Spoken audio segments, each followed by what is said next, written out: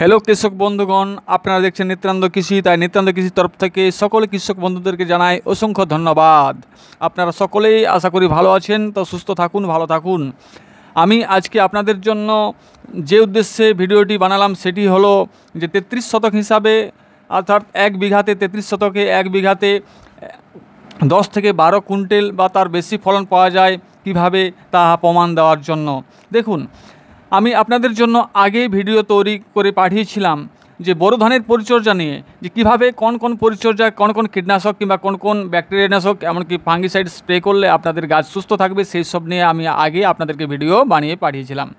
তাই যে সমস্ত বন্ধুরা আমার ভিডিওগুলো দেখেছেন এবং সঠিক পরিচর্যা করছেন, সেই সমস্ত কৃষক বন্ধুদের যে চাষ করেছেন তারা আশা করি খুব ভালোই ফলন পাবেন ধানের। আর যে সমস্ত কৃষকরা নিত্যানন্দ কৃষি চ্যানেলের অবজ্ঞা করেছেন, অর্থাৎ আপনারা পাওয়া সত্ত্বেও আপনারা ভিডিওগুলো দেখেননি, হয়তো অনেক তাদের মোরাসিস কিংবা ধানের ফলন অনেকটা কম হতে পারে। তো যাই হোক, আগামী দিনে সমস্ত কৃষক বন্ধুদের ধান চাষের ফলন পাবেন কিভাবে, যদি আপনারা এই নিত্যানন্দ কৃষি চ্যানেলকে ফলো করেন। তাই আপনাদেরকে বলছি যে আপনারা নিত্যানন্দ কৃষি চ্যানেলকে ফলো করুন। আপনাদেরকে সঠিক, অত্যন্ত কম খরচে, অত্যন্ত গুণমানের ওষুধ কীভাবে মিক্সচারভাবে তৈরি করতে পারবেন, সুন্দরভাবে তৈরি করে আপনারা স্প্রে করতে পারবেন, তাতে আপনাদের ধানের ফলন কিংবা যে কোনো শাকসবজি জাতীয় আনাজবর্গীয় ফসলের ফলন অত্যাধিক পরিমাণে পেয়ে যাবেন। তাই বলছি, যদি আপনারা চ্যানেলে নতুন হয়ে থাকেন তো নিত্যানন্দ কৃষি চ্যানেলটিকে অবশ্যই আপনারা সাবস্ক্রাইব করুন। ভিডিওটি যদি ভালো লাগে অবশ্যই লাইক করবেন, এমনকি বন্ধুবান্ধবকে শেয়ার করতে ভুলবেন না। আমি আজকে এক বিঘা জমিতে, অর্থাৎ 33 শতক হিসাবে 10 কুইন্টালের বেশি ফলন পাওয়া যায় সেই বিষয়ে আপনাদেরকে দেখাতে ইচ্ছুক, মানে দেখাতে পারার জন্য আমি আপনাদেরকে এই ভিডিওটি বিলিভ সহকারে বানিয়েছি। তাই আমি আপনাদেরকে বলছি যে আপনাদেরকে যদি আপনারা আমার সমস্ত ভিডিও দেখতে চান, তাহলে আপনাদেরকে ডেসক্রিপশন বক্সে লিঙ্ক দেওয়া আছে, অবশ্যই ওখানে গিয়ে আমার সমস্ত ভিডিও আপনারা দেখতে পারেন। সমস্ত আনাজবর্গীয় ফসলের ভিডিও, বেগুন চাষের ভিডিও, এমনকি অন্যান্য আনাজবর্গীয় ফসলের ভিডিও আপনারা দেখতে পারেন। এমনকি যে সমস্ত ভিডিওগুলো আমার এখনও পর্যন্ত বানানো হয়নি, তো আপনাদের যদি চাষ ওই ফসলের চাষ হচ্ছে কিংবা ওই আনাজবর্গীয় ফসলের চাষ হচ্ছে, তাহলে আপনারা আমাকে কমেন্ট করতে পারেন। আমি 24 ঘন্টার মধ্যে আপনাদেরকে সঠিক উত্তর দিয়ে দেবো, তাতে আপনাদের কৃষিকাজ ভালো হবে।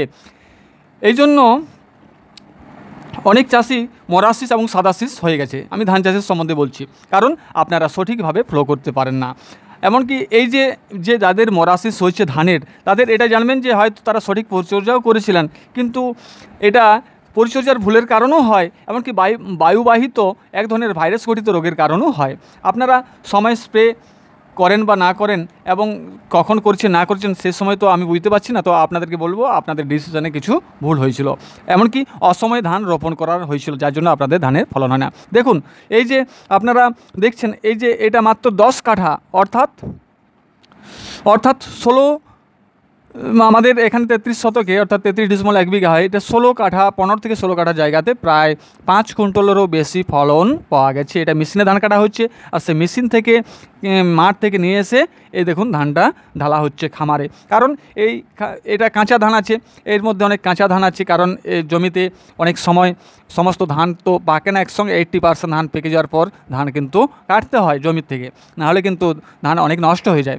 আর এই ধান কিন্তু রোদে শুকোতে দেওয়া হবে।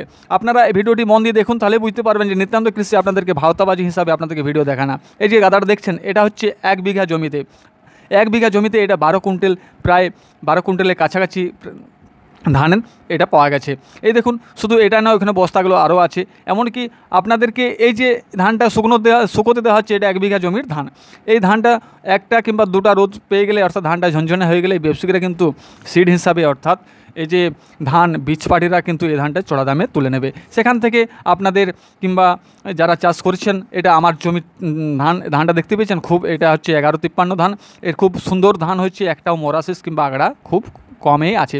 ধানের মধ্যে আগড়া থাকবে কি, কিন্তু আগড়ার পরিমাণটা যদি কম হয় কিংবা মোরাসিসের পরিমাণ যদি কম হয়, তাহলে দেখবেন যে আপনার ধান চাষে সাকসেস অর্জন করছেন। আর আপনি ধরনের ধান লাগিয়েছেন কিংবা বড় ধান লাগিয়েছেন, সেখানে ধানের ফলন দেখা যাচ্ছে যে ধানের শীষ ফুটেছে ঠিকই, কিন্তু সমস্ত শীষ সাদা হয়ে গেছে, অর্থাৎ মোরা শীষ হয়ে গেছে। সেখানে আপনাদের ধানের ফলন কিছুই দেখতে পাবেন না। আপনাদের হয়তো ধানটা দেখা যাচ্ছে যে ফলেছিল 10 কুইন্টাল কিংবা 11 কুইন্টাল কিংবা 12 কুইন্টালই ফলেছিল, কিন্তু সেখানে আগড়া হয়ে উড়ে চলে গেছে, ফেলান যাচ্ছে, অর্থাৎ আপনাদের ধান চাষে লস দেখা দিচ্ছে। এই ধানটা শুকনো হয়ে গেছে, শুকনো হয়ে যাওয়ার পর ধানটা কোড়ানো হচ্ছে, কারণ এটা পুরো বিক্রয় করা হবে। আর এখান থেকে বিক্রয় করে আপনি আপনার সঠিক লাভ দেখতে পাবেন। কারণ চাষ তো সাধারণভাবে হয় না, চাষে পরিশ্রম আছে, চাষে সঠিক সময়ে স্প্রে করতে হবে। এমনকি শুধু স্প্রে করলেই হবে না, আপনাকে পরিচর্যা ভালোভাবে করতে হবে। আর শুধু যে অত্যাধিক পরিশ্রম করে দিলেন এমনটা হবে না, আপনাকে বুদ্ধি খাটিয়ে আপনাকে চাষ করতে হবে, তবেই আপনি কৃষিকাজে কিংবা চাষে আপনি লাভ দেখতে পাবেন।